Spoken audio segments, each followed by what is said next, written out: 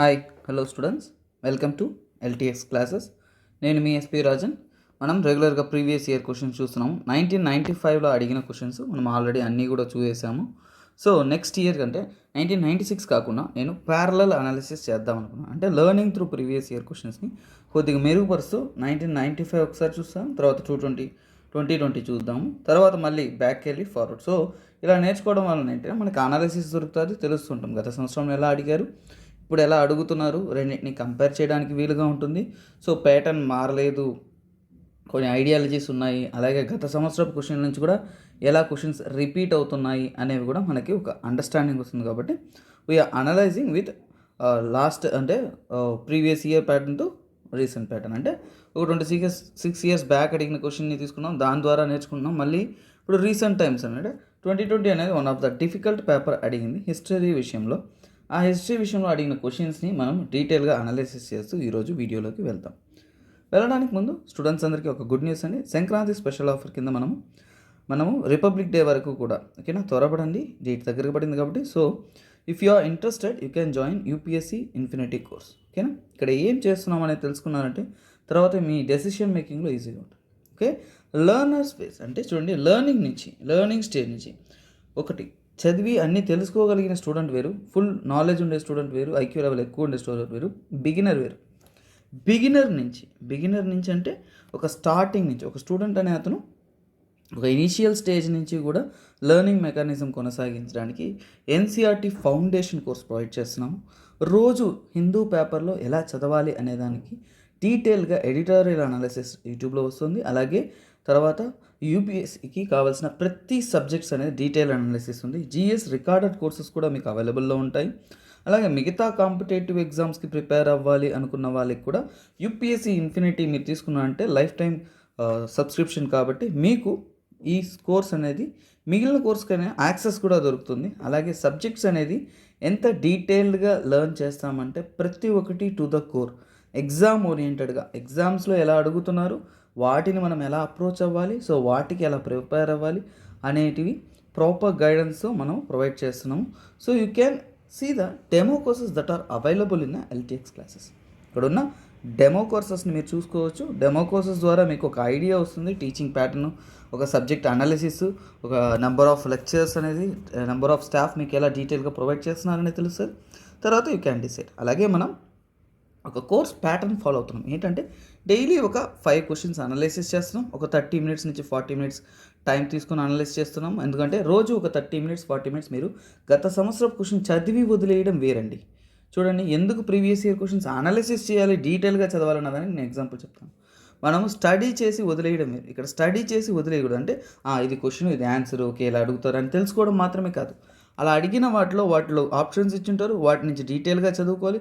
So కొన్ని subjects అనేది మనకి డిఫరెంట్ సోర్సెస్ ఆఫ్ బుక్స్ అనేది ఒక సోర్స్ ఉండదు, ఓకేనా. క్వశ్చన్స్ ఎలా అడుగుతున్నా అంటే కాలక్రమేణా మారిపోతుంది. ఒక సింగిల్ సోర్స్ బుక్ అనేది రెఫరెన్స్ తీసుకోవట్లా. సో ఎగ్జామ్ అనేది చాలా డెప్త్ వెళ్ళిపోతుంది, కాబట్టి దానికి తగినట్టు నేర్చుకోవాలి. కాబట్టి ప్రీవియస్ ఇయర్ క్వశ్చన్స్ ద్వారా నేర్చుకుంటున్నాము. అలాగే ఇంకొక ఇంపార్టెంట్ థింగ్ అంటే ఇప్పుడు నేర్చుకుంటున్నాము, అర్థమైంది. మన క్లాస్ ప్యాటర్న్ ఏంటో ఎప్పటిలాగే ఒక మంచి మోటివేషన్ కోడ్తో స్టార్ట్ చేసి క్లాస్లోకి వెళ్ళిపోతాం. Let's get in to it. It doesn't matter who you are, where you come from. The ability to triumph begins with you. ఒకటి గుర్తుపెట్టుకోండి, మనం ఎక్కడి నుంచి వచ్చాము, ఎలా ఉన్నాము, ఏంటి అనేది మ్యాటర్ కాదు. మనం ఎలా ఉన్నా ఏం చేసినా అనేది మనతో ప్రారంభమవుతుంది, ఓకేనా. ఎప్పుడు కానీ మన ఆలోచన విధానమే మనం అవుతాము. సో మీరు ఏదన్నా కానీ any background, Telugu medium background ఉండి లేదంటే ప్రిపరేషన్స్లో కానీ ఏదైనా సరే ఒకటి గుర్తుపెట్టుకోండి, మన ఐక్యూ లెవెల్ తక్కువ ఉండొచ్చు, మన అండర్స్టాండింగ్ లోగా ఉండొచ్చు, బట్ మన ప్రయత్నాన్ని మనం తగ్గించకుండా దాన్ని ముందుకు తీసుకెళ్తూ మనల్ని మనం ట్రస్ట్ చేసుకుంటూ బిలీవ్ ఇన్ యువర్ సెల్ఫ్. ఎప్పుడు కానీ మిమ్మల్ని మీరు నమ్ముతూ ఫోకస్డ్గా ఉండి మీరు ముందుకు అడుగులు వేస్తున్నా అంటే ఖచ్చితంగా మీరు ఎక్కడి నుంచైనా కానీ one of the highest stage of లైఫ్లోకి మీరు వెళ్తారు.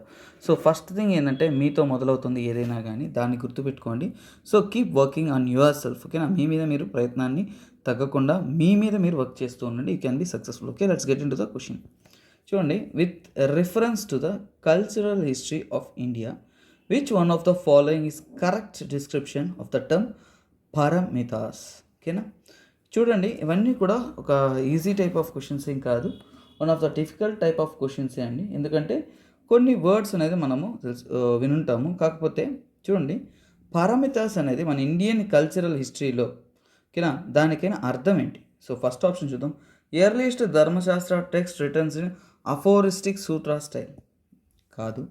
సో నెక్స్ట్ ఏంటి? Philosophical school that did not accept the authority of Vedas. ఓకేనా, వేదాస్ని యాక్సెప్ట్ చేయని ఫిలాసఫికల్ స్కూల్ అన్నారు కాదు. కానీ perfection whose attained led to the Bodhisattva path. ఓకేనా, బోధిసత్వాస్కి వాళ్ళు నడవాల్సిన అడుగుజాడల్ని చెప్తున్న మెయిన్ ఇంపార్టెంట్ థింగ్. బట్ ఇంకొకటి పరం ఫస్ట్ క్వశ్చన్స్ని డెసిఫర్ చేయాలి. సో పరం ఇతాస్, పరం అంటే ఏంటి? ఒక గొప్ప విషయం. ఓకేనా, ఒక గ్రేటెస్ట్ థింగ్ అచీవ్డ్ అంటే ఒక గ్రేటెస్ట్ పరమాత్మ అంటాం. Okay, one of the greatest thing. So పరం అంటే ఒక గ్రేటెస్ట్ పాత్, గ్రేటెస్ట్ థింగ్ పొందాలంటే మనకి ఏంటంటే ఒక పర్ఫెక్షన్ కావాలి. ఒక చేసే విషయంలో పర్ఫెక్షన్స్ కావాలి. అలాగే మనము అదే దారిలో నడిచామంటే మనము ఒక గ్రేటెస్ట్ థింగ్ని అచీవ్ అవుతాం. సో పరం అనే వర్డ్ని మనము కొద్దిగా డెసిఫర్ చేసామంటే ఈ క్వశ్చన్స్కి క్లూ అనేది ఈజీగా దొరుకుతుంది. ఓకేనా, powerful merchant gills in medieval south India అన్నారు. ఓకేనా, కానీ ఇదేంటి? కల్చరల్ హిస్టరీ అడిగారు కాబట్టి. సో పరమిత అనేది ఒక ఫ్యాక్చువల్ క్వశ్చన్ అండి. పరమిత అనేది ఏంటంటే ఒక బుద్ధిస్ట్ టర్మ్. ఓకేనా, బుద్ధిస్ట్ టర్మ్ అంటారు. కొన్ని విషయాలు దాని గురించి చూద్దాము. ఓకేనా, యాక్చువల్గా మహాయాన వజ్రయాన డెసిషన్స్లో వాళ్ళ యొక్క ట్రెడిషన్స్లో ఏంటంటే బోధిసత్వ అని అంటారు. ఓకేనా, బోధిసత్వ అంటే ఎవరు? ఫస్ట్ ఏంటంటే బుద్ధిస్ట్ ప్రిన్సిపల్స్ అంటే బుద్ధ అనే అతను ఏంటంటే నిర్వాణ పొందుంటాడు. ఒక సర్టన్ ఐడియల్స్ని ఫాలో అయితే అతనికి నిర్వాణ వస్తుంది. సో నిర్వాణ వచ్చిన తర్వాత అంటే ఒక highest stage of enlightenment. So ఆ ఎన్లైట్మెంట్ పొందితే అతన్నే మనం బోధిసత్వ అంటారు. బుద్ధ అని కొన్ని చోట్ల బోధిసత్వ అంటారు. ఓకేనా, అలాగే మహాయాన బుద్ధిజంలో బోధిసత్వ అంటే బుద్ధిస్ట్ ప్రిన్సిపల్ ఫాలో అయిన ఎవరైనా కానీ బోధిసత్వ అవ్వచ్చు, నెక్స్ట్ బుద్ధ అవ్వచ్చు. అంటే అంత గొప్ప విషయాన్ని మనము అటైన్ చేయొచ్చు అనేదాన్ని బోధిసత్వ అంటారు. సో ఇది మనకి బోధిసత్వ అంటే. అలాగే మహాయాన లిటరేచర్ చదివేటప్పుడు అందులో మెన్షన్ చేయబడి ఉంటుంది. ఓకేనా, మహాయానలో ఏంటి హైయెస్ట్ అంటే సాంస్క్రిట్లో రాసుంటారండి చాలా వరకు. అందులో ఏం మెన్షన్ చేస్తున్నారంటే పరమిత. పాలీ టెక్స్ట్లో పరమిత అని ఏమంటారంటే, పాలీ టెక్స్ట్లో కూడా మనం చదువున్నామంటే వాటిలో ఏంటంటే పరమి అంటారు. ఓకేనా, పరమి అంటారు. అలాగే దాని సాంస్క్రిట్లో ఏమంటారంటే సేమ్ టు సేమ్ సాంస్క్రిట్లో దాన్నే పారమిత అంటారు. ఓకేనా, సాంస్క్రిట్లో పారమిత. ఇప్పుడు మనకు అర్థమైంది. పారమితాస్ అంటే ఒక సాంస్క్రిట్ వర్డ్. అది ఏంటంటే మహాయాన బుద్ధిజంలో చెప్పింది. ఓకేనా, అంటే ఏంటి? పారమితాస్ అంటే ఒక నోబుల్ క్వాలిటీ. నేను ఎలా చెప్పాను? పరమాత్మ అంటే ఒక గొప్ప విషయం. అంటే నోబుల్ క్వాలిటీస్ అంటే కొన్ని క్వాలిటీస్ ఉంటాయి. సో ఆ క్వాలిటీస్ మనం ఫాలో అయ్యామంటే మనము ఒక బోధిసత్వగా మనము నిర్వాణాన్ని అటైన్ చేయొచ్చు అనేదే వాళ్ళు చెప్పుంటారు. ఓకేనా, సో ఇప్పుడు మనము ఆ 10 ప్రిస్క్రిప్షన్స్ ఏంటో చూస్తాం. ఓకేనా, పారమీస్ అంటారు. ఓకేనా, వాటిని 2 టైప్స్ ఆఫ్ బుద్ధిజం అంటారు. సో 2 టైప్స్ ఆఫ్ బుద్ధిజంలో ఏ బుద్ధిజమ్స్లో ఇది ఎక్కువగా ఉంటుందంటే మహాయానాలో 6 చెప్తారు. ఓకేనా, మహాయానాలు ఎన్ని ఉంటాయి చూడండి, ఇక్కడ మెన్షన్ చేయబడిన 6 అనేది మహాయానాలో ఉంటుంది. అలాగే మనకి హీనయాన బుద్ధిజమ్స్ కూడా ఉన్నాయి. వాటిలో ఇంకా వచ్చేసి 10 ఉంటాయి. ఓకేనా, సో అవి ఏంటో ఒకసారిగా చూస్తాం, ఎందుకంటే ఇవి అడగచ్చు. దాన గుణం అంటే ఏంటి? జెనరాసిటీ. మనం అందరికీ కూడా మనీ అనేది ఈజీగా గివింగ్ అంటే ఏంటి? మనం ఇవ్వాలి. ఇవ్వడం అనేది ఒక మంచి గుణము, దాన్ని మనం పొందుండాలి. ఓకేనా, తర్వాత శిల అంటే మొరాలిటీ అంటే ఒక ప్రాపర్ కండక్ట్, మంచి గుణము కలిగి ఉండాలి. నికమ్మ అంటే రెనౌన్సియేషన్ అంటే ఏంటి? సకలాన్ని కూడా మనం అన్నిటినీ కూడా వదిలేయాలి. అంటే ఆస్తి పాస్తి ఆశ అనే ఒక గ్రీడ్ అలాంటివన్నీ కూడా మనము వదిలేయాలి. సో మనము ఒక సింగిల్ పర్సన్గా ఒక ప్యూర్ హార్ట్గా మనం మారిపోవాలి. అలాగే పన్నా అంటే విజ్డమ్, తెలివి అనొచ్చు. అలాగే వీర్య అంటే ఎనర్జీ, కాంతి అంటే పేషెన్సు, సక్క అంటే చూడండి సత్యము అంటామా. సో సక్క అంటే ఆ లాంగ్వేజ్లో ఏంటంటే ట్రూత్ఫుల్నెస్ అని. ఓకేనా, అలాగే అధిష్టాన అంటే రెసొల్యూషన్స్. ఓకే, మనము పట్టుదలగా ఒక నిర్ణయాన్ని తీసుకొని దానికి మనము స్టిక్ అనే ఉండాలి. అలాగే డిటర్మైన్డ్గా ఉండాలి. రెజల్యూషన్ అంటే డిటర్మినేషన్ ఉండాలి. మనకి ఏమైనా చేయాలన్నా కానీ ఒక డిటర్మినేషన్ ఉండాలి. దాన్నే మనము అధిష్టాన అంటాం. ఓకేనా, అలాగే మెట్ట అంటే లవ్ అండ్ కైండ్నెస్. ఓకే, మెత్తగా ఉండాలంటారా. సో మనం తెలుగుకి తీసుకుని ఉంటే మెత్తగా అంటాం. ఓకేనా, మెట్ట అనేసి అక్కడ ఏం మీనింగ్ అంటే గుడ్ విల్, ఒక మంచి ఆలోచన, లవింగ్ అండ్ కైండ్నెస్తో ఉండాలి. ఓకేనా, ఉపేక్ష అంటే ఈక్వానిమిటీ, అలాగే సెరెనిటీ అంటారు. ఓకేనా, ఇప్పుడు మనకి ఈక్వానిమిటీ లేదంటే సెరెనిటీ అంటే ఏంటి? అంటే ఏంటంటే మనం ఎంత కష్టకాలం వచ్చినా, ఎన్ని డిఫికల్ట్ సిట్యుయేషన్స్ వచ్చినా, ఏమొచ్చినా గానీ మనం కామ్‌గా ఉండాలి. దానికి మీనింగ్ ఏంటి? కామ్‌గా ఉండాలి. ఓకేనా? కామ్‌గా, కంపోస్చర్‌గా ఎన్ని కష్టాలొచ్చినా మనము అలా జంకకుండా ఒక స్టడీ లైఫ్‌ని మనం లీడ్ చేయాలి. దాన్నే మనము ఉపేక్ష అంటాము. లేదంటే ఈక్వానిమిటీ అంటాం. ఓకేనా? సో, ఇవి. అలాగే మన మహాయాన బుద్ధిజంలో చెప్పిన 6 అంటే మనకి ఇక్కడ చూడొచ్చు. సింబాలిక్‌గా ఇమేజ్ దాన, శీల, శాంతి. చూడండి శాంతి అన్నది కేఎస్ఏ. ఓకేనా? కొన్ని దాంట్లో కేహెచ్ఏ అని కూడా ఇచ్చుంటారు. No issues. మనకి శాంతి అంటే ఈజీగా చెప్పొచ్చు. వీర్య, ఎనర్జీ, తర్వాత నిర్వాణ, మెడిటేషను, ప్రజ్ఞ అంటే విజ్డమ్, తెలివి. ఓకేనా? ఈ ప్రజ్ఞ అనేది one of the added thing. అలాగే ధ్యాన అనేది కూడా యాడెడ్ థింగ్ ఇన్ మహాయాన. ఓకేనా? సో, ఇవి వాళ్ళు మెన్షన్ చేసినవి. సో, ఇవి ఎందుకు తెలుసుకుంటున్నామంటే నెక్స్ట్ ఫ్యూచర్‌లో క్వెషన్స్‌లో వచ్చినప్పుడు ఏదైనా ఒక పదాన్ని ఇచ్చి వీర్య అంటే ఏంటి?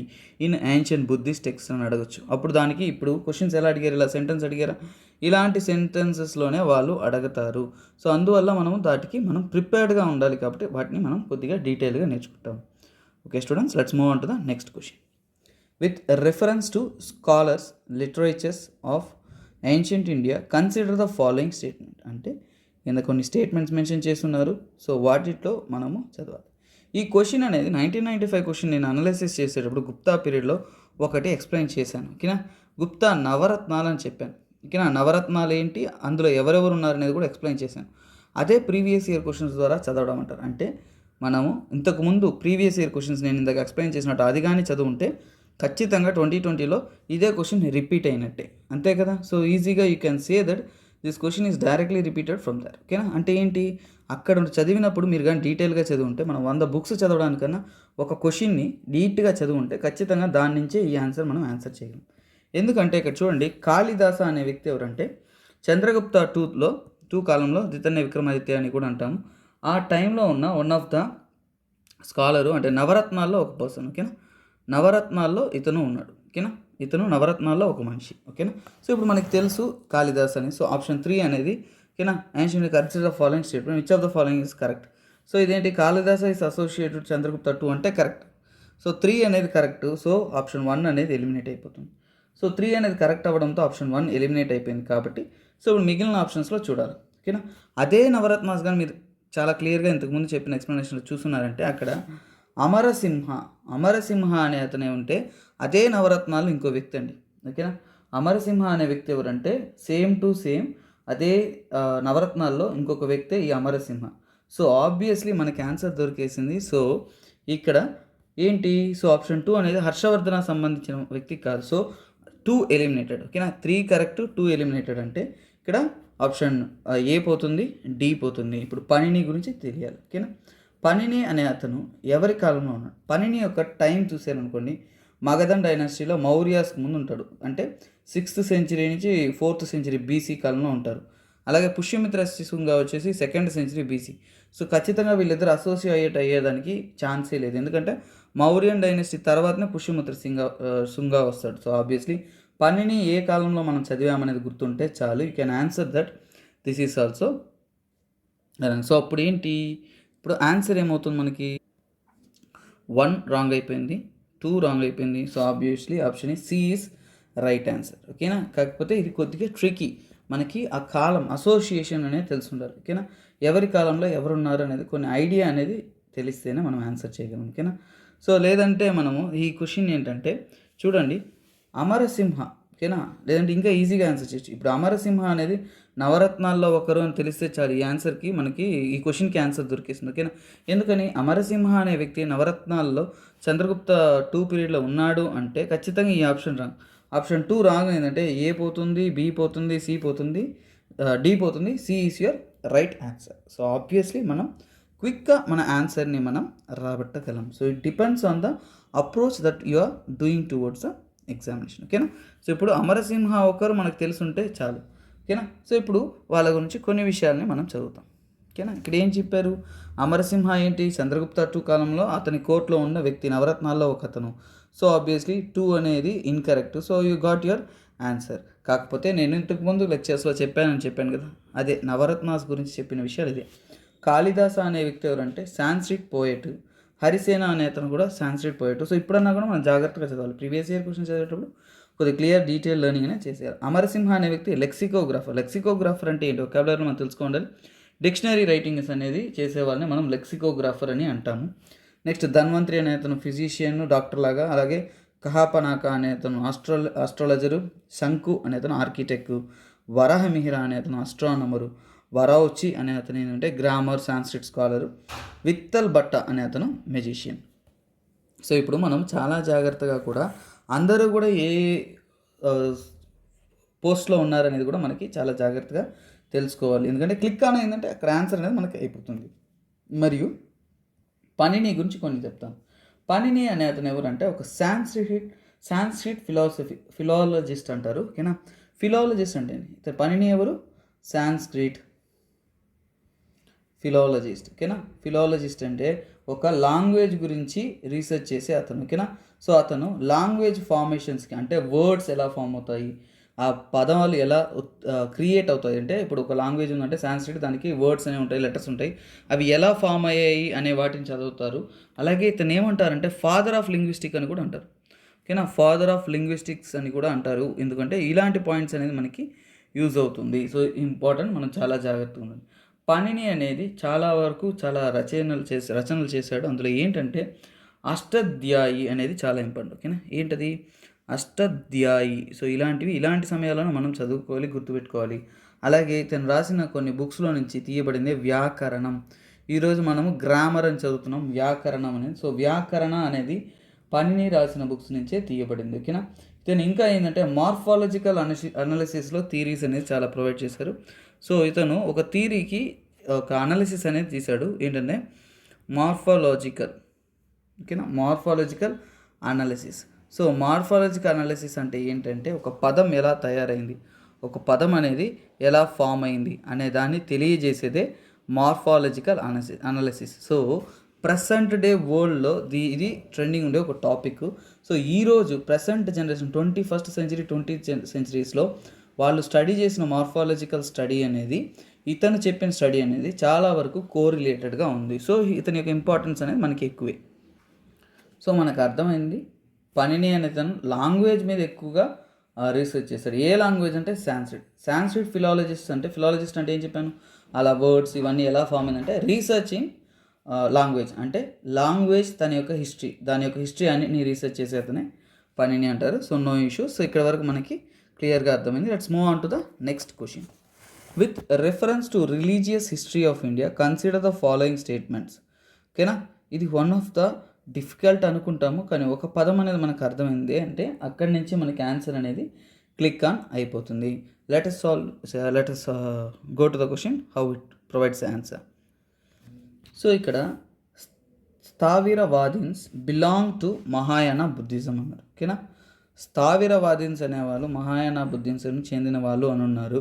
ఓకేనా, ఇది మనము డీటెయిల్గా కానీ చదువున్నామంటే if you had understood Mahayana Buddhism అని అంటే ఇనీషియల్గా మనకి దీనికి ఇంపార్టెంట్ క్లూ ఎక్కడ దొరుకుతుందంటే 4th బుద్ధిస్ట్ కౌన్సిల్లో దొరుకుతుంది. ఓకేనా, 4th బుద్ధిస్ట్ కౌన్సిల్ తర్వాత Mahayana Buddhism and Hinayana Buddhism అని 2 విధాలుగా డివైడ్ అయిపోతారు. ఇంకొక మిస్టికల్ ఫామ్లో అంటే తంత్ర ఫామ్ ఆఫ్ బుద్ధిజం కూడా ఇంకోటి ఉంటుంది, అది Vajrayana Buddhism. So you can ignore, అవన్నీ మళ్ళీ చూద్దాం.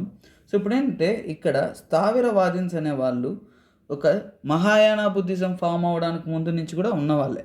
ఓకేనా, అందులో నుంచి కాలక్రమేణా అప్డేట్ అయినప్పుడు కొన్ని మెథడ్స్ మారి దాంట్లో నుంచి వచ్చింది ఈ మహాయాన బుద్ధిజం. అంటే మహాయానాలో స్థావిరవాదిని ఒక భాగం కాదు, స్థావిరవాదిని అనేది దానికి ముందుగానే ఉన్న ఒక కాన్సెప్ట్. సో ఆబ్వియస్లీ ఆప్షన్ 1 అనేది ఎలిమినేట్ అయిపోతుంది. If you are eliminating 1, A and D are gone. So ఇప్పుడు Lokottaravadin sect was offshoot of Mahasanghika అనేది ఒక గ్రేటర్ వీల్ అంటారు. సో గ్రేటర్ వీల్ని దాన్ని ఫాలో అయ్యే వెహికల్స్ అంటారు. గ్రేటర్ వెహికల్ని ఫాలో అయిన వాళ్ళ నుంచి మహాయాన వస్తుంది. సో మహాయానాలో నుంచి సెవరల్ సెక్ట్స్ వస్తుంది, అందులో లోకత్తరవాదిన్ అనేది ఒకటి. సో అందువల్ల ఆప్షన్ 2 అనేది right answer. The deification of Buddha by Mahasanghikas foster Mahayana Buddhism. ఓకేనా, ఇది కూడా మహాసాంఘికాస్ అనేది దేన్ని ఫోస్టర్ చేస్తుంది, మహాయాన బుద్ధిజంని రిప్రజెంట్ చేస్తుంది. బుద్ధ బై మహాసాంఘికాస్, గ్రేటర్ వెహికల్ అన్నాను. సో దాన్ని ఫాలో అయ్యే విధానాన్ని మనం మహాయాన బుద్ధిజం అంటారు. సో ఆప్షన్ 3 కూడా రైట్ కాబట్టి బి. సో ఇప్పుడు మనకి ఏంటంటే ఏది రైట్ ఏది రాంగ్ కాదు, కానీ ఇవి ఎలా వచ్చాయి ఏంటి అనేది తెలుసుకోవడం అనేది మనకు చాలా చాలా చాలా చాలా ఇంపార్టెంట్. సో వాటిని మనం ఒకసారిగా చూస్తాం. Okay, let's get into the detail. ఓకేనా, దీనికి ఒక మెయిన్ బేసిక్ ఎక్కడంటే ఫోర్త్ బుద్ధిస్ట్ కౌన్సిల్ అంటారు. అది ఎక్కడ ఫామ్ అయింది, ఎక్కడ జరిగింది, ఏంటి అనేది డీటెయిల్స్ తెలుసుకుందాం. సో ఇక్కడ మనకు తెలిసిన ఇన్ఫర్మేషన్ ప్రకారం ఫోర్త్ బుద్ధిస్ట్ కౌన్సిల్ ఎక్కడ జరుగుతుందంటే కాశ్మీర్లో జరుగుతుంది. కాశ్మీర్లో ఎక్కడ ఉందంటే కుండలవన అంటారు. ఎక్కడది? కుండలవన అనే ప్లేస్లో జరుగుతుంది. అలాగే ఎవరంటే దాన్ని హెడ్ చేసేది, దాన్ని ప్యాట్రన్ చేసేది కనిష్క. అలాగే ఈ కుండలవన జరిగేటప్పుడు దాన్ని ముందు నుంచి జరిపించేది అంటే హూ ప్రిసైడెడ్ ద కౌన్సిల్ అంటే వసుమిత్ర. ఎవరది? వసుమిత్ర. మరియు తనకి అసిస్టెంట్గా ఇంకో వ్యక్తి ఉంటారు. అతను ఎవరంటే అశ్వఘోష. ఇవి రెండు కూడా మీకు చాలా ఇంపార్టెంట్. అశ్వఘోష. ఓకేనా. సో ఇప్పుడు వీళ్ళిద్దరూ కూడా దాన్ని ప్రిసైడ్ చేసి ఆ కౌన్సిల్ని జరిపించారు. ఆ కౌన్సిల్ ఇనిషియల్గా ఎలా స్టార్ట్ అయిందంటే సర్వత్రవాదిన్స్ ట్రెడిషన్స్ ప్రకారం అది స్టార్ట్ అయింది. ఈ సర్వస్తివాదిన్స్ అంటే ఎవరంటే ఫస్ట్ కాశ్మీర్ మరియు మథురా రీజియన్స్ మరియు ఇంకా సెంట్రల్ ఏషియన్ రీజియన్స్లో ఎక్కువగా ఫాలో అవ్వబడే సెక్ట్. ఓకేనా. తర్వాత దీని నుంచి కొన్ని ఐడియాలజికల్ డిఫరెన్సెస్తో 2 సెక్ట్స్గా ఫామ్ అవుతారు. అంటే అక్కడి నుంచి ఆలోచనల యొక్క విభేదాలతో స్టార్ట్ అయింది. మహాసాంఘికాస్ అంటే గ్రేటర్ వెహికల్ని ఫాలో అయ్యే వాళ్ళు మహాసాంఘికాస్గా ఫామ్ అవుతారు. అలాగే స్థావిరవాదిన్స్ అంటే స్థావిర అంటే ఒక స్థిరంగా గతాన్ని నమ్మేవాళ్ళు అంటే ప్రీవియస్గా చెప్పబడిన అంటే to the teachings of the Buddha. అంటే మహాసాంఘికాస్ ఏమవుతారంటే వాళ్ళ యొక్క ఐడియాలజీ వేరు. వాళ్ళ ఐడియాలజీ ఏమవుతుందో కొద్దిగా అప్గ్రేడెడ్ ఐడియాలజీ అంటే ఏంటి, direct to the teaching of Buddha కాకుండా వాళ్ళు ఎక్కువగా ఏంటంటే ఐడల్ వర్షిప్కి వచ్చారు. సో మహాసాంఘికాస్ నుంచి మనం మహాయాన బుద్ధిజం వస్తుంది. ఓకేనా.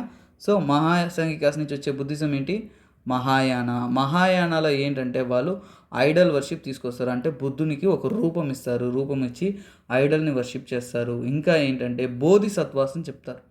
బోధిసత్వాస్ అనేది అంటే ఫర్ ఎగ్జాంపుల్ మన నార్మల్ భాషలో చెప్పాలంటే పూజారి. ఓకేనా. సో అలాగా బోధిసత్వాస్ ఏంటంటే బుద్ధ చెప్పిన వర్డ్స్, రూల్స్ అండ్ రెగ్యులేషన్స్ అవన్నీ ఫాలో అయ్యి మనము ఆ యొక్క పాత్రలో నడిచామంటే మనం కూడా బుద్ధాని అటైన్ అవ్వచ్చు.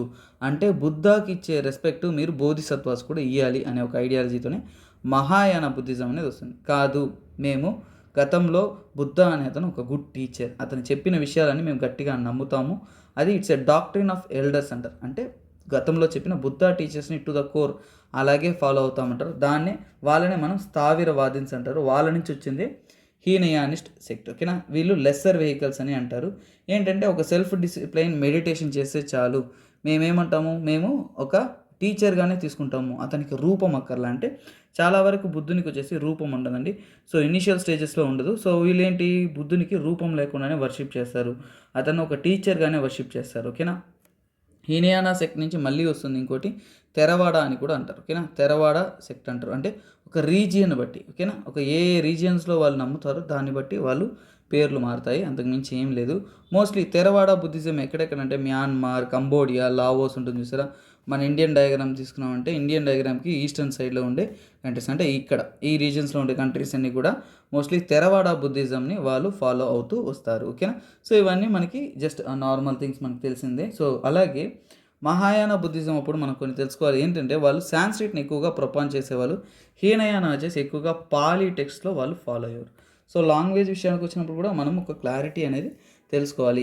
ఏ లాంగ్వేజెస్ వాళ్ళు ఫాలో అవుతున్నారు అనేది తెలుసుకుంటే కూడా మనకి ఎగ్జామ్ పాయింట్ ఆఫ్ వ్యూలో చాలా చాలా ఇంపార్టెంట్గా ఉంటుంది. ఓకేనా.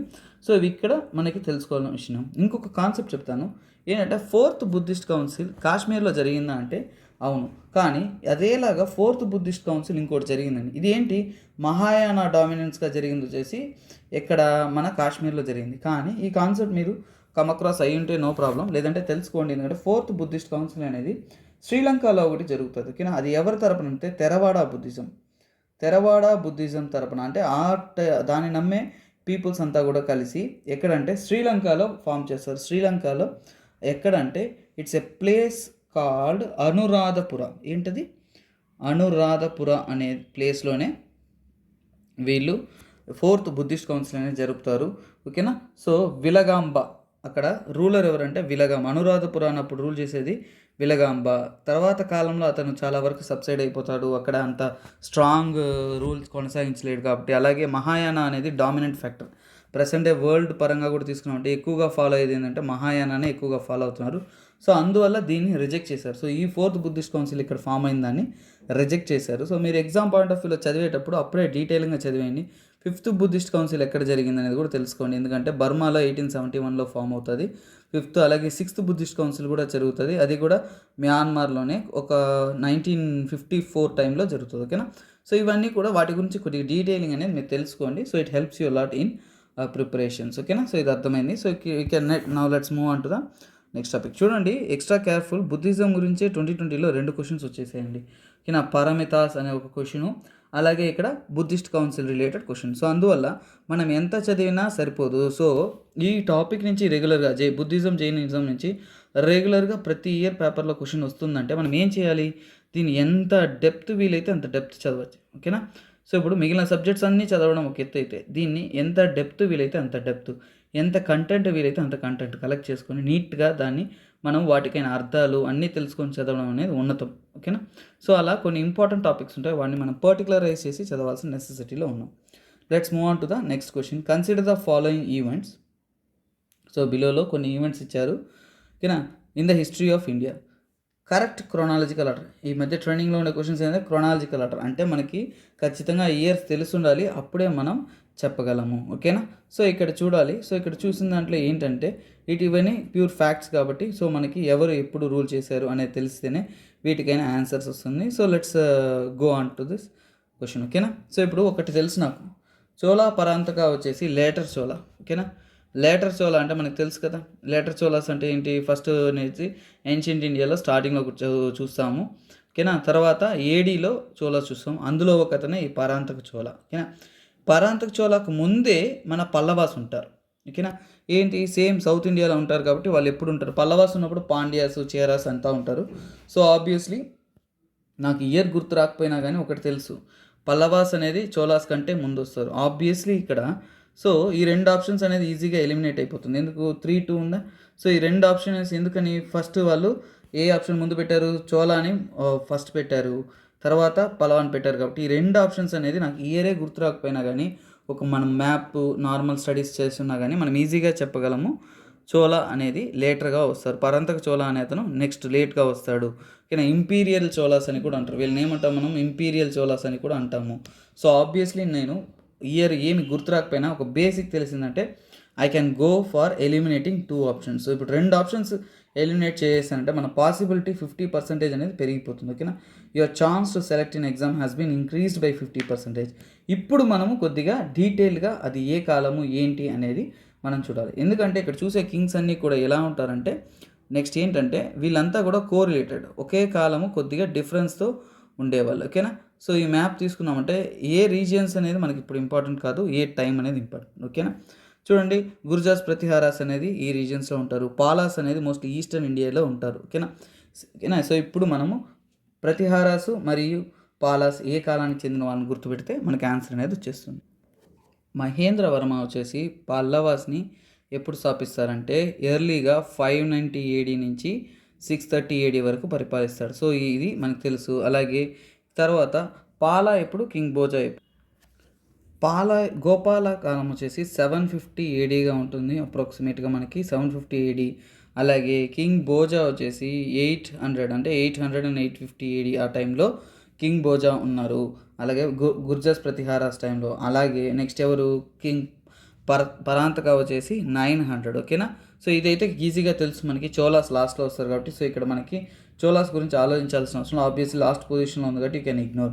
ఫస్ట్ పొజిషన్లో పల్లవాస్ ఉన్నాయి, నీకు ఇగ్నోర్. మనకి 2 తెలియాలి, గోపాల ఇప్పుడు, కింగ్ బోజా. ఇద్దరిలో ఎవరు ముందు అని తెలిస్తే అయిపోతుంది. So Gopala is before king Bhoja. So obviously మన ఆప్షన్ ఏమవుతుంది, 4 అనేది ముందు ఉండాలి. So C is your right answer, 2, 4, 1, 3. ఓకేనా. సో దీనికి చాలా క్రూషియల్ అనేది ఫస్ట్ ఏంటంటే మనకి ఇక్కడే ఒకటి కనుక్కుంటేనే చాలు, ఒక 2 ఆప్షన్స్ అనేది ఎలిమినేట్ అయిపోతాయి, తర్వాత ఫర్దర్గా మనం సాల్వ్ చేయొచ్చు. ఓకేనా. Let's look into the perfect years. Mahendravarman 1 వచ్చేసి 630 AD వరకు ఉన్నారు. అలాగే గోపాల వచ్చేసి 750 AD వరకు. అలాగే కింగ్ బోజా వచ్చేసి గుర్జాస్ ప్రతిహారాస్ అంటారు.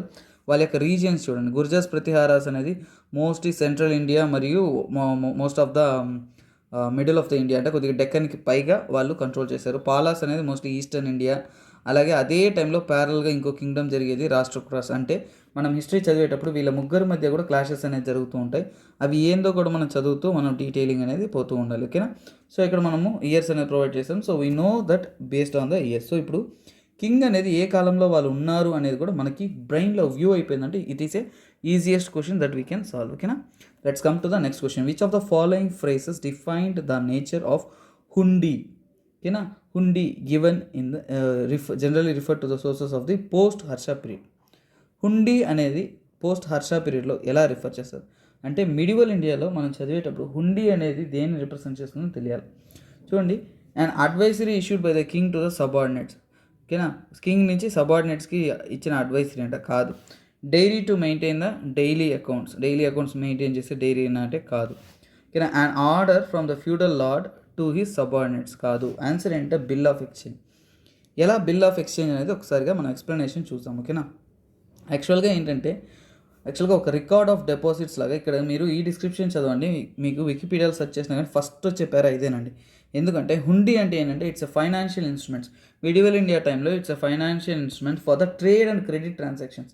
ముఖ్యంగా వ్యాపారవేత్తలు వాళ్ళు ట్రేడ్ కొనసాగించడానికి వాటికి ట్రాన్స్ఫర్ ఆఫ్ మనీ అంటే మనీ ట్రాన్స్ఫర్ కోసం వాళ్ళు ఉపయోగించే ఒక మీడియమే ఫైనాన్షియల్ ఇన్స్ట్రుమెంట్సే హుండీ అంటారు. కానీ it acts as bill of exchange. అంటే ఒక ప్లేస్ నుంచి ఇంకో ప్లేస్కి తీసుకెళ్లేటప్పుడు ఒక అమౌంట్ ఎక్స్చేంజ్ జరగడానికి వాటిని వాళ్ళు ఉపయోగిస్తారు. రిజర్వ్ బ్యాంక్ దానికి సపరేట్ డెఫినేషన్ ఇచ్చేసారండి. హుండీ అంటే ఏంటంటే an unconditional order in writing by man made by a person directing another to pay a certain sum of money to a person named in the order. ఏం లేదండి, ఒక order ఉంటుంది, ఆ ఆర్డర్లో ఇంత అమౌంట్ ఆఫ్ మనీ అనేది ఇంకొకరికి pay చేయమని దాంట్లో మెన్షన్ చేసి ఉంటాడు. అంటే it's a type of transaction. So ఒక ట్రాన్సాక్షన్ కోసం ప్రొవైడ్ చేసేది హుండీ అనేది. సో ఇప్పుడు మనకు అర్థమైపోయింది హుండీ అంటే మనం రోజు చూసే దేవుడు గుడి కాడ పెట్టే హుండీ కాదు. It's a type of money transaction. యాక్చువల్గా గుడిలో పెట్టే హుండీ కూడా వన్ టైప్ ఆఫ్ ట్రాన్సాక్షన్ అండి. మనం ఏం చెప్తామంటే ఇట్స్ ఒక టైప్ ఆఫ్ ఎక్స్చేంజ్ కాదు. ఇక్కడేంటి మనీ ఎక్స్చేంజ్, అక్కడేంటి ఒక హుండీలో డబ్బులు వేసామంటే ఏంటి మనకి పుణ్యాన్ని ఇవ్వమని. It's a type of exchange క్రైటీరియానే అడుగుతారు. ఓకేనా. ఇంకోలా కూడా చాలా వరకు ఏం చెప్తారంటే మీరు ఇంత డబ్బు వేస్తే ఇంకా ఎక్కువ మీకు దొరుకుతుంది. సో హుండీలో డబ్బు వేస్తే మీకు చాలా ఎక్కువ రిటర్న్స్ అనేది వస్తుంది అంటారు. సో అవన్నీ మన నమ్మకాలు. బట్ ఆ హుండీని ఈ హుండీని మనం లింక్ చేసుకోకూడదు. It's a different concept. It's a finance. So finance అంటే ఎకనామీ చదివారంటే ఎకనామీలో హుండీకి డెఫినేషన్ సపరేట్గా ఇచ్చిన రిజర్వ్ బ్యాంక్లో కూడా ఇచ్చారు కాబట్టి you can directly answer it. ఓకేనా. Now here we can come to the next question, one of the difficult question. ఓకేనా. సో అదేంటో చూద్దాం. With reference to the history of India the term kulyavapa and dronavapa. Kulyavapa అంటే ఏంటి, ద్రోణవాప్ అంటే ఏంటి అనేది మనకి అడిగారు. సో కాకపోతే దీని గురించి మనము చాలా విషయాలు తెలుసుకోవాలి, ఎందుకంటే ఇవన్నీ కూడా డీటెయిల్గా మనకి కొన్ని విషయాలు దొరకదు. సో వాప్ ఇది గుప్తన్ పీరియడ్లో ఉన్న ఒక సిస్టమ్ అండి. It is used for measurement of land. అంటే ఒక స్థలాన్ని మెషర్ చేయడానికి, ఒక ల్యాండ్ని మెషర్ చేయడానికి యూజ్ చేసిన ఇంపార్టెంట్ ఇన్స్ట్రుమెంట్. చూడండి, గుప్తా టైం అగ్రికల్చర్ గురించి చదువుతున్నప్పుడు దాంట్లో మనము చదివే ఇంపార్టెంట్ టాపిక్ ఇది. గుప్తా పీరియడ్ విషయం తీసుకున్నామంటే అగ్రికల్చర్ అనేది డామినెంట్గా ఉంటుంది. అంటే చాలామంది వ్యవసాయం మీద ఆధారపడి ఉంటారు. సో వ్యవసాయం మీద ఆధారపడి ఉంటే వాటి యొక్క ప్రాసెస్ ప్రాపర్ మెయింటెనెన్స్ అనేది ఉంటుంది. సో అందువల్ల వాళ్ళు ల్యాండ్స్ అనేది చూడండి వాప్ విఏపి గుప్తా పీరియడ్లో విఏపి అంటే దానికి అర్థం ఏంటంటే సో అంటే విత్తనం నాటుతున్నాం కదా, దాన్ని వరి వేస్తున్నాం కదా, దాన్ని సో అనే ఏమంటారంటే వాప్ అంటారు. సో ఆ ఒక్క పదానికి మనకు అర్థం తెలుసున్నా కానీ ఈజీగా చెప్పేయచ్చు. కానీ ఇది డిఫికల్ట్ క్వశ్చన్, ఎందుకంటే చాలా వరకు బుక్స్లో ఇవి ఎగ్జాక్ట్ మెన్షనింగ్ అనేది చేయలేరు. But we can read it here. ఇక్కడ మనం డీటెయిల్గా నేర్చుకుంటాం. అగ్రికల్చర్ ప్యాటర్న్ గుప్తా టైంలో ఎలా ఉందో కూడా తెలుసుకుందాం. గుప్తా టైమ్స్లో అగ్రికల్చర్ని ల్యాండ్స్ డిఫరెంట్ సెక్షన్స్గా డివైడ్ చేశారంటే అది ఏంటో చూస్తాము. క్షేత్ర అంటారు. ఓకేనా. క్షేత్ర అని అంటే ఏంటంటే ల్యాండ్ అండర్ కల్టివేషన్, అంటే వ్యవసాయం చేస్తున్న భూమి. వ్యవసాయము ఏ భూమిని మనం చేస్తూ ఉన్నామో, వ్యవసాయంలో ఆల్రెడీ ఇన్వాల్వ్ అయ్యిందో దాన్నే మనం ఏమంటే క్షేత్ర అంటాము. అలాగే కిలా KHILA కిలా అంటే ఏంటంటామంటే అన్కల్టివబుల్ ల్యాండ్, అంటే అది వ్యవసాయానికి పనికిరాదు. ఓకేనా. అన్కల్టివబుల్ అంటే ఏంటి, వ్యవసాయానికి అది అసలు పనికిరాదు. అలాగే అపర్హత అంటారు. ఓకేనా. అప్రహత APRAHATA అని వస్తుంది. అప్రహత అంటారు. అంటే ఏంటంటే జంగిల్ లేదంటే ఫారెస్ట్, అడవిని మనము ఏమంటారంటే అప్రహత అంటారు ఆ టైంలో. అంటే డిఫరెంట్ టైప్స్ ఆఫ్ ల్యాండ్స్ని వాళ్ళకి సపరేట్ పేరు ఇచ్చున్నారు. ఇంకోటి ఏంటంటే గోపత సరా. గోపత సరా. సో ఒకటి చూసుకోండి, గోపత అంటే మనకు ఒకటి తెలుసు ఏంటి, ఆవులు పశువులు అని. సో అవి మేసే స్థలాన్ని ఏమంటావు, పాస్చర్ ల్యాండ్స్ అంటారు, ఓకేనా. సో వాటి గ్రేజింగ్ కోసం ప్రొవైడ్ చేసిన ల్యాండ్నే వాళ్ళు గోపత సరా అంటారు. అలాగే వస్తి అంటే ఏంటంటే హ్యాబిచువల్ ల్యాండ్, అంటే మనిషి మనుగడకి సరిపోయే స్థలాన్నే మళ్ళీ ఏమంటారు, వస్తి అంటారు. దాన్నే మనం వాస్తుతో కూడా మనము లింక్ చేసుకొని చెప్పుకోవచ్చు. సో అలా మనం కన్సిడర్ చేసుకోవచ్చు. ఇది ల్యాండ్. సో ఇప్పుడు నాకు అర్థమైంది different types of lands Gupta పీరియడ్లో ఎలా డివైడ్ చేశారని నాకు తెలిసిపోయింది. కాకపోతే వీటిని మెషర్ చేయడానికి వాళ్ళు కొన్ని మెథడ్స్ యూజ్ చేశారు. ఆ మెథడ్స్ని ఏమంటారంటే ఇక్కడ చూడండి, నివర్తన అంటారు, ఓకేనా, నివర్తన. ఇంకోటి ఏంటంటే కుల్యప. ఇంకోటి ఏంటంటే ద్రోణ, ఇక్కడ ఇచ్చినారు కదా మనకి క్వశ్చన్లో ఇచ్చినారా.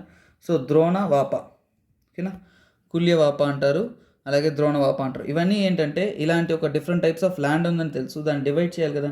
సో దాన్ని కొలవడానికి యూజ్ చేసిన, మెషరింగ్కి యూజ్ చేసిన ఒక మెథడ్స్ ఇవి అంటారు. కాకపోతే మనకి కొన్ని మనం రోజు ట్రెడిషనల్ వేస్లో కూడా మెషర్ చేస్తాం. ఆ కాలంలో షార్ట్ డిస్టెన్స్ని మెషర్ చేస్తారు, లాంగ్ డిస్టెన్స్ని మెషర్ చేయడానికి డిఫరెంట్ మెకానిజమ్స్ ఉంది. సో షార్ట్ డిస్టెన్స్ మెషర్ చేయడానికి ఎలాగంటే మనం అంగుళం అని చెప్తాం. ఏంద్రా అంగుళం, పొడవు కూడా లేరు నువ్వు ఇన్ని మాట్లాడతావా అంటారు. సో యాక్చువల్గా ఏంటి, అంగుళం అంటాము. అంటే దాని ఏంటంటే 3/4 ఆఫ్ ది ఇంచ్, ఓకేనా.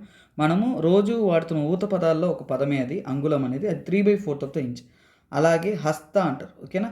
సో హస్త అంటే ఏంటండి, ఏం లేదండి, మన ఎల్బో నుంచి మిడిల్ ఫింగర్కి, ఓకేనా, ఎల్బో టు మిడిల్ ఫింగర్కి ఉండే డిస్టెన్స్. అంటే మనము ఒక మూర మల్లెపూలు వేయండి, ఇంకొద్దిగా మూర కొద్దిగా ఎక్కువ వేయండి అనేసి మనం మల్లెపూలు అడుగుతాం కదా. వాళ్ళు ఎలా మెషర్ చేస్తారు, జస్ట్ మల్లెపూలు తీసుకుంటారు, చేత్తో వాళ్ళు ఎల్బో యొక్క ఎడ్జ్ నుంచి ఫింగర్ టిప్ వరకు కొలిచి ఓకే తీసుకెళ్ళండి, ఇది ఒక మూర మల్లెపూలు. సో మూర మల్లెపూలు అనే పదం మనం వాడతాము. దాని ఏంటంటే హస్త అంటారు. అది ఏంటంటే 18 ఇంచెస్కి approximately length, 18 inches length. So దీన్ని ఏంటంటే షార్ట్ డిస్టెన్స్ మెషర్ చేయడానికి గుప్తా పీరియడ్లో ఉపయోగించేది. అలాగే ఇప్పుడు లాంగ్ డిస్టెన్స్ మెషర్ చేయడానికి కూడా వాళ్ళు ఏదో ఒక విధానాన్ని వాడుంటారా. సో లాంగ్ డిస్టెన్స్ ఏంటో మనం తెలుసుకోవాలి. లాంగ్ డిస్టెన్స్ ఏంటంటే అదే మనకి అధవాప, ఓకేనా, అద్వాప అంటారు. సో ఇదేంటే 3/8 లేదంటే 1/2 ఎకర్ని ఇలా మెషర్ చేస్తారు. అలాగే ద్రోణవాప అనేది ఏంటంటే, ద్రోణవాప ఇంతకుముందే చూసినాం కదా, నేము వచ్చింది, కానీ యాక్చువల్ ఎంత అంటే 1.5 ఏకర్ నుంచి 2 ఏకర్స్ని కొలవడానికి యూజ్ చేస్తారు. అలాగే కుల్యవాప కూడా మనకు తెలియాలి కదా. సో కుల్యవాప అనేది long distance lands, highest amount of lands అంటే 12 to 16 ఏకర్స్ని. యాక్చువల్గా ఏంటంటే ఒక కుల్యలో ఎంత మనము విత్తనాలు నాటి వరి పంటలు వేస్తామో దాన్నే వాళ్ళు కుల్యవాప అంటారు, ఓకేనా. సో ఇది మనకి డిఫరెంట్ టైప్స్ ఆఫ్ ల్యాండ్స్ ఇవన్నీ అర్థమైంది. సో ఇక్కడ ఇచ్చిన డీటెయిల్స్ కూడా అవే అండి. ఒక్కొక్క రీజియన్స్లో ఒక్కొక్క మెథడ్స్ కూడా వాళ్ళు ఫాలో అయ్యారు. బెంగాల్లో ఏంటి, సెంట్రల్ ఇండియాలో నివర్తన అంటారు, హుమి అని అంటారు. అలాగే వెస్ట్ ఇండియాలో పదవర్త అంటారు, నివర్తన అంటారు. సో ఇవన్నీ different types of words. Tough question ఇది. ఎన్సీఆర్టీ తమిళనాడు బుక్స్లో కూడా ఎక్కడూ మెన్షన్ చేయలేదు. ఎందుకు తమిళనాడు బుక్స్ అంటే తమిళనాడు బుక్స్లో కూడా ఎక్కువగా సబ్జెక్ట్ అనేది డీటెయిల్గా ప్రొవైడ్ చేశారు కాబట్టి వాటిని కూడా రిఫరెన్స్గా యూపీఎస్సీకి తీసుకుంటారు. ఓకే స్టూడెంట్స్, మనము చూసేసాము. This is it for the day. So మీకు ఇంట్రెస్ట్ ఉందంటే you can join the Sankranti special offer of the UPSC infinity. Sankranti వెళ్ళిపోయినా కానీ మనం ఇంకా సెలబ్రేట్ చేసుకున్నాము. So let's be happy for with good connect towards the learning mechanism. This is me, SP Rajan, signing off. Have a nice day. Bye. Take care.